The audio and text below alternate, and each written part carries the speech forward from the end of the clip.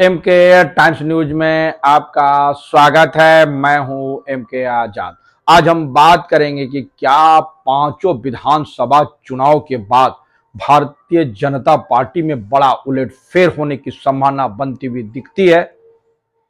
कितनी ज्यादा संभावनाएं बताई जा रही है और अंदर खाने की लड़ाई किस चरम तक पहुंच गई है। क्या उत्तर प्रदेश में भी कुछ बदलाव के संकेत आने लगे हैं। इन तमाम मुद्दों को राजनीतिक गलियारों पर चर्चा बनाया जा रहा है और इस राजनीतिक गलियारों के बीच में जो बात छनकर आई है कि जिस तरह से कर्नाटक चुनाव के हार के बाद भारतीय जनता पार्टी ने केंद्रीय मंत्रिमंडल में भी फेरबदल की, क्या संभव है कि इस चुनाव के बाद भी बड़े फेरबदल होते हुए दिखेंगे। और तो और उत्तर प्रदेश की जो बातें सामने आ रही है, यानी राजनीति पर नजर रखने वाले के बातों पर यकीन किया जाए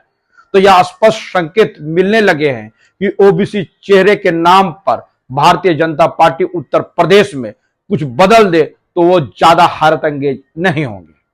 और इसके कयास क्यों लगाए जा रहे हैं और भारतीय जनता पार्टी के अंदर खाने की लड़ाई किस चरम तक पहुंच गई है, सारी बातों का चर्चा यहां पर होने जा रहा है। तो ये सब बातों की राजनीतिक मायने क्या है,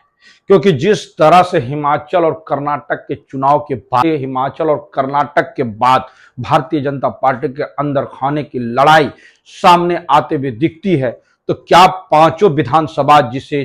2024 का सेमीफाइनल माना जा रहा है, यानी 3 दिसंबर के बाद भारतीय जनता पार्टी में है, क्या भारतीय जनता पार्टी में आमूलचूल परिवर्तन होने की संभावना दिखती है। क्या उत्तर प्रदेश में जोगी के बदले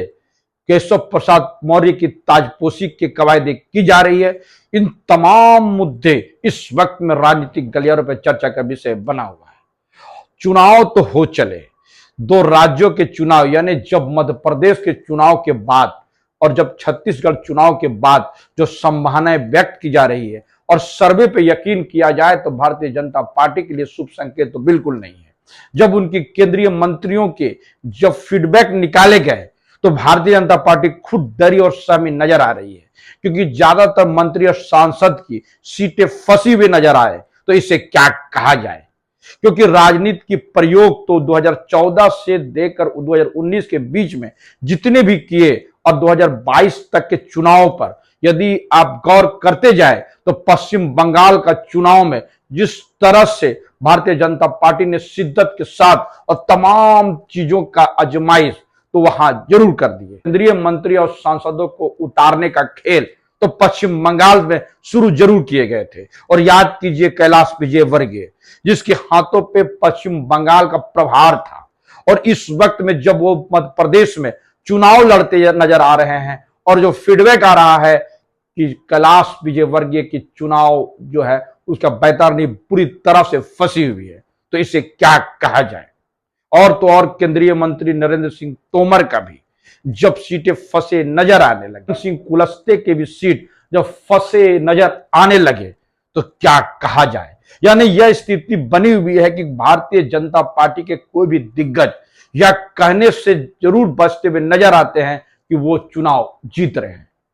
चुनाव का रिजल्ट क्या होगा, यदि सर्वे पर यकीन किया जाए तो भारतीय जनता पार्टी के लिए शुभ संकेत तो बिल्कुल नहीं है। इंतजार कर लीजिए 3 दिसंबर का, और 3 दिसंबर के चुनाव के बाद यानी शाम होते होते और संभव है कि 4 तारीख के बाद बहुत कुछ बदलते हुए नजर आए, क्योंकि बार बार नितिन गडकरी और राजनाथ सिंह की जो बात अंदर खाने से छनकर आ रही है वो तो हैरान और परेशान करने वाली काफी है। और तो और जिस मास्टर स्ट्रोक को लेकर नितिन गडकरी को घेरने की कोशिश की गई, यानी सीएजी की रिपोर्ट में जब सिर्फ और सिर्फ नितिन गडकरी को कटघरे में खड़ा किया जाने लगा तो इसे क्या कहा जाएगा। क्योंकि याद कीजिए जब नितिन गडकरी पार्टी के अध्यक्ष हुआ करते थे और अध्यक्ष होने के बाद जब उनका दूसरा कार्यकाल के बारे में चर्चाएं चलने लगी थी तो ठीक 1 महीने पहले इस तरह से कवायदे की गई, यानी तमाम मुद्दे जो नितिन गडकरी के थे उस कब्र से एक एक मुर्दे निकलते खड़े होते चले गए और नितिन गडकरी का दूसरा कार्यकाल नहीं हो सका। और उसके बाद जो कुछ हुआ वह किसी से छुपी हुई बात तो बिल्कुल नहीं है। और जब सीएजी की रिपोर्ट आई तो तमाम मंत्री बचते हुए नजर आए तो निशाने पर सिर्फ और सिर्फ नितिन गडकरी को जब खड़ा किया गया और सबसे ज्यादा काम करने वाले मंत्रियों में जब नितिन गडकरी का नाम हो, यानी आम जनता भी ये आसानी से कहती हुई नजर आती है, क्योंकि जिस तरह से नितिन गडकरी ने सड़क पुल पुलिया का निर्माण किया और विकास के मामले पे जो कुछ भी नजर आ रहा है वो नितिन गडकरी का विभाग नजर हो, और उसके बाद भी जब कैग की जब रिपोर्ट है वो नितिन गडकरी को गठघरे में खड़ा करने के लिए काफी है, क्या कहा जाएगा। और तो और जब बात चली उत्तर प्रदेश का कि केशव प्रसाद मौर्य को क्या उत्तर प्रदेश की कमान मिलने वाली है, इस बात को समझने से पहले यह बात समझने की जरूरत है कि जिस तरह से महाराष्ट्र में देवेंद्र फडणवीस को मुख्यमंत्री बनाया तो जरूर गया था, लेकिन बाद में उन्हें कहा गया कि आप डिप्टी सीएम बन जाइए और तो और शिंदे को मुख्यमंत्री बना दीजिए, तो सब कुछ तो होता हुआ नजर आए। और याद कीजिए जब विजय रूपानी को गुजरात से हटाए गए तो सिर्फ वही नहीं, उनके कई मंत्रियों की इतिश्री कर दी गई, उनको हटा दिया गया, तो क्योंकि कहा जाता है कि मोदी जी है तो मुमकिन है। और इसी बीच में जब यह भी कवायद किए जाने लगे कि अमित शाह और योगी के बीच में 36 के आंकड़े नजर आते हैं, बातों के बीच में जब उत्तर प्रदेश के मुख्यमंत्री योगी के सबसे ज्यादा नजदीक रहने वाले, सबसे ज्यादा विश्वस्त अगर कोई अधिकारी अवस्थी के नाम लिया जाए, अवस्थी के नाम लिया जाए, और जब उत्तर प्रदेश के मुख्यमंत्री योगी के सबसे नजदीक अधिकारी अवनीश अवस्थी को ये एजेंसियां निशाने पर ले ले और उनके दूसरे सिंह की भी जब सैमसंग की घोटाले में नाम आते हुए चले जाए, यानी दोनों अधिकारी जब केंद्रीय एजेंसियों के निशाने पर हो तो इसे क्या कहा जाएगा। और तो और जब केशव प्रसाद मौर्य चुनाव हार गए लेकिन फिर भी उन्हें डिप्टी सीएम बनाने के लिए बाध्य किए गए, जब डीजीपी और मुख्य सचिव चुनने का अधिकार भी योगी के हाथ में नहीं रह गए तो इसे क्या कहा जाएगा। और सब कुछ तो दिल्ली दरबार से तय होते चले गए। और उत्तर प्रदेश की अवस्थी और मनोज सिंह भी जब केंद्रीय एजेंसियों के रडार पर मौजूद हो तो कैसे कहा जाएगा कि सब कुछ तो उत्तर प्रदेश में सही होता हुआ दिखता है। और याद कीजिए सबसे बड़ी बात है मंगरू चाचा का, यानी ओम प्रकाश राजभर का। जिस तरह से ओम प्रकाश राजभर दारा सिंह चौहान के चुनाव हारने के बाद जिस तरह से बयानबाजी करते हुए नजर आए, वो कहते नजर आए कि मैं मंत्री बनूंगा और दारा सिंह चौहान भी मंत्री बनेंगे, तो इसे क्या कहा जाएगा। इस दावे के साथ ओम प्रकाश राजभर योगी को कटघरे में खड़ा करते हुए नजर आए। और याद कीजिए जब ओम प्रकाश राजभर यूपीए के घटक दल हुआ करते थे और जिस तरह से जिन शब्दों का प्रयोग उन्होंने योगी के लिए किया, सामान्य राजनीति में ऐसे शब्दों का प्रयोग राजनीतिज्ञ नहीं करते। उन तमाम मुद्दों से रूबरू तो जरूर कराए ओम प्रकाश राजभर। और जब ओम प्रकाश राजभर का दिल्ली दरबार में पट्टे पहना के स्वागत करके एनडीए में लाने की कवायद दिल्ली से की गई तो इसे क्या कहा जाएगा, आसानी से समझा जा सकता है। और तो और जब इंडिया गठबंधन में जब ओबीसी के मामले पर राहुल गांधी संसद से लेकर सड़क तक बोलने के लिए आमादा हो जाए और इसी से पूरी भारतीय जनता पार्टी को असहज कर दे तो इसे क्या कहा जाएगा। यानी ओबीसी की जिस जाति जनगणना के बाद बिहार की राजनीति तो बदली ही, पूरी देश की राजनीति में एक नया भूचाल आ गया। और इस बीच में जब उत्तर प्रदेश की योगी के हाथ में हो और वो स्वर्ण जातियों में उनकी गिनती होती हुई नजर आए और ओबीसी चेहरे पे बात किया जाए तो सब कुछ साधने की बात तो जरूर की जाएगी। और उत्तर प्रदेश में यदि ओबीसी चेहरे के बल पर भारतीय जनता पार्टी चुनाव नहीं उतरी, भारतीय जनता पार्टी को यह डर सताने लगा है कि कहीं पूरी बाजी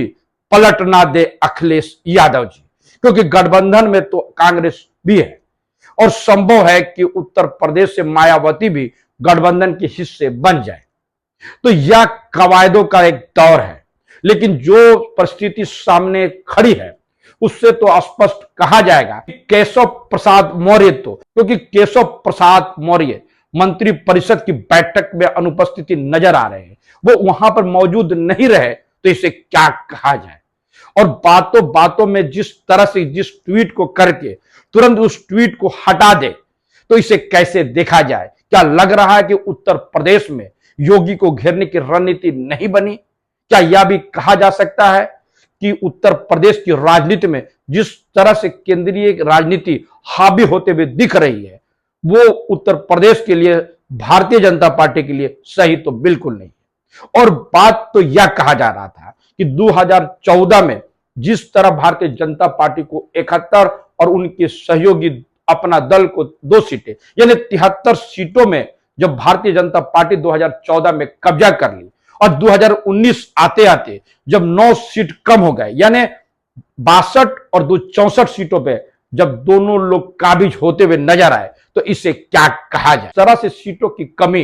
लोकसभा चुनाव में होता हुआ नजर आए और खतौली के बाद अगर जब दारा सिंह चौहान वहां पर चुनाव हारते हुए नजर आए, तो किस तरह से कहेंगे कि भारतीय जनता पार्टी उत्तर प्रदेश में मजबूत हो रही है। और इन्हीं सब चीजों के बीच में यह कवायदे तो की जाने लगी है कि योगी के रहते हुए विधानसभा का बैतरनी तो छोड़ दीजिए, लोकसभा का बैतरनी भी उत्तर प्रदेश से पार नहीं होने वाला। तो इसे कहा तो क्या जाएगा। तो कहा जा सकता है कि उत्तर प्रदेश की राजनीति में फेरबदल संभव है, क्योंकि जिस तरह से करिश्मा